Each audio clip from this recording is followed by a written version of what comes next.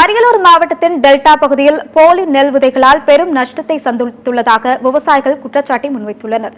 பாதிக்கப்பட்ட விவசாயிகளின் குற்றச்சாட்டை குறித்து இந்த தொகுப்பில் காணலாம்.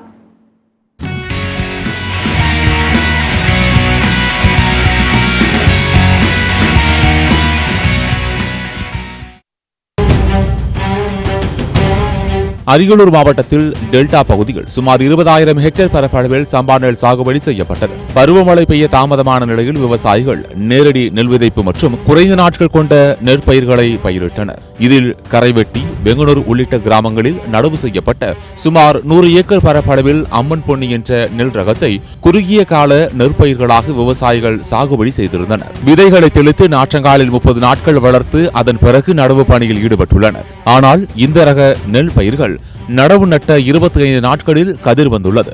இது விவசாயிகளிடையே பெரும் அதிர்ச்சியை ஏற்படுத்தியுள்ளது. நடவு செய்யப்பட்டு 25 நாட்களே ஆன நிலையில் கதிர் வெளிவந்துள்ளது மகிழ்ச்சி என நினைத்தால் அதுதான் இல்லை. பயிர்கள் இன்னும் தூர்கட்ட துவங்கவில்லை.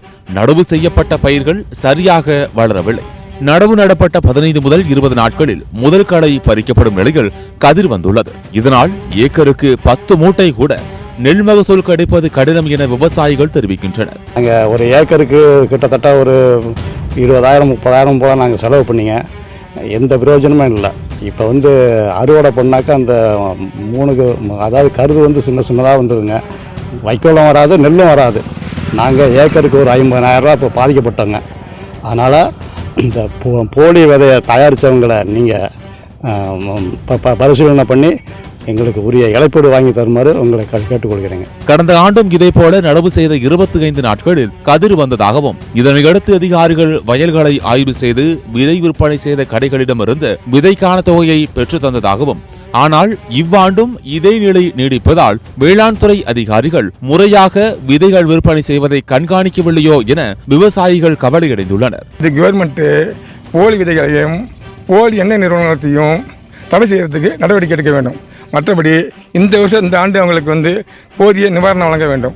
இதற்கு அரசாங்கம் ஒத்துழைக்கணும். இது விதை கம்பெனியில் வாங்கி கொடுத்தாலும் இல்லை நீங்களே கொடுத்தாலும் அது அரசாங்கத்துக்கு நடவடிக்கை எடுக்க வேண்டும். இது குறித்து மாவட்ட வேளாண் துறை அலுவலகத்தில் விவசாயிகள் புகார் அளித்தனர். இதனையடுத்து வேளாண் துறை அதிகாரிகள் மற்றும் வேளாண் விஞ்ஞானிகள் சம்பந்தப்பட்ட வயல்களை நேரில் பார்வையிட்டு ஆய்வு செய்தனர்.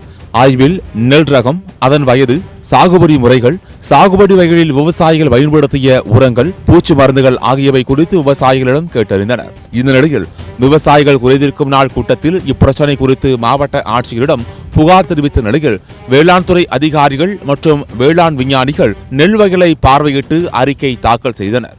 அதில் நெல் நாற்றங்காலில் இருந்து தாமதமாக நடப்பட்டதாகவும், குறுகிய கால பயிர் என்பதால் விரைவில் கதிர் வந்ததாகவும், விவசாயிகள் நெல் வயதுக்கு ஏற்றவாறு சரியான நாட்களில் நாற்றங்காலில் இருந்து நெல்லை நடவு செய்திருந்தால் இந்த பிரச்சனை வந்திருக்காது எனவும் மாவட்ட ஆட்சியரிடம் தெரிவித்துள்ளனர். இந்த அம்பன் பொன்னி என்ற ரக நெல்லை அப்பகுதியைச் சேர்ந்த 100க்கும் மேற்பட்ட விவசாயிகள் சாகுபடி செய்துள்ளனர்.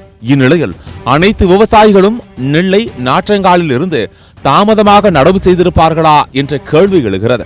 100 பேரில் 10 விவசாயிகள் தாமதமாக நெல் நடவு செய்திருந்தாலும் மீதமுள்ள 90 விவசாயிகளும் சரியான வயதில் நெல்லை நடவு செய்திருப்பதற்கான வாய்ப்புகள் உண்டு. ஆனால் அனைவருக்குமே நெல் நடவு செய்த 20 முதல் 30 நாட்களில் கதிர் வந்துள்ளது. இது எப்படி என கேள்வியை விவசாயிகள் கோபத்துடன் எழுப்பியுள்ளனர். எனவே வருங்காலங்களில் இவ்வகையான பிரச்சனை இல்லாமல் நெல் விதைகளை முறையாக ஆய்வுக்கு உட்படுத்த வேண்டும். முறையாக தரச்சான்று வழங்கப்பட்ட நெல் விதைகள் தான் கடைகளில் விற்பனை செய்யப்படுகிறதா என்பதை வேளாண் துறை அதிகாரிகள் அவ்வப்போது ஆய்வு செய்து போலி நெல் விதைகள் விற்பனை செய்பவர்களை கண்டறிந்து அவர்கள் மீது உரிய நடவடிக்கை எடுக்க வேண்டும். மேலும் தற்போது ஏக்கருக்கு 20,000 முதல் 30,000 ரூபாய் வரை செலவு செய்து நஷ்டத்தை சந்தித்துள்ள பாதிக்கப்பட்ட விவசாயிகளுக்கு உரிய இழப்பீடு வழங்க தமிழக அரசும், அரியலூர் மாவட்ட நிர்வாகமும், அரியலூர் வேளாண்மை துறை அதிகாரிகளும் உரிய நடவடிக்கை எடுக்க வேண்டும் என பாதிக்கப்பட்ட விவசாயிகள் கோரிக்கை விடுத்துள்ளனர். சத்தியம் தொலைக்காட்சியின் செய்திகளுக்காக அரியலூர் மாவட்ட செய்தியாளர் ராம்குமாருடன் சத்தியம் தொலைக்காட்சியின் செய்திக்குழு.